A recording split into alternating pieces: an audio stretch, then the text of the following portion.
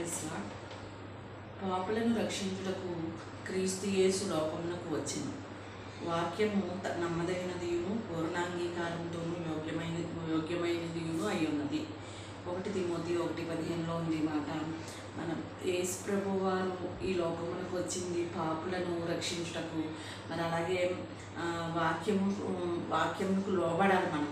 ఆయన క్రీస్తు యేసు లోకమునకు వచ్చిన వాక్యం నమ్మదగినది. పూర్ణ అంగీకారంతో మన వాక్యాన్ని ఒప్పుకొని మనం ప్రార్థించినట్లయితే ఆయన పాపులను రక్షించుటకు ఈ లోకమునకు వచ్చానని రూఢిగా చెప్పారు, చాలా తేటగా చెప్పారు. కాబట్టి పాపులు మరి రక్షింపబడాలి. అందరూ పాపం చేసిన వారే. నేను ఇది చేయలేదండి, అది చేయలేదండి, జన్మకర్మ పాపాలు కూడా ఉంటాయి. కాబట్టి మనం ప్రతి ఒక్కరూ పాపులమే.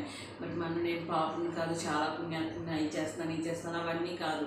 మన నీతి ఆయన మురికి గుడ్డలతో సమానం. కాబట్టి ప్రతి ఒక్కరు కూడా జన్మకర్మ పాపమును కూడా కడుక్కొని ఆయన నామములో, ఆయన నామము, ఆయన వాక్యము పూర్ణాంగీకారంతో ఒప్పుకొని ఎడల మనం యోగ్యమైన ఆయనది ఎంచుకుంటాం. మరి అలా యోగ్యమైనది మన యొద్ద ఉన్నది, అదే క్రీస్తు యేసు రక్తము.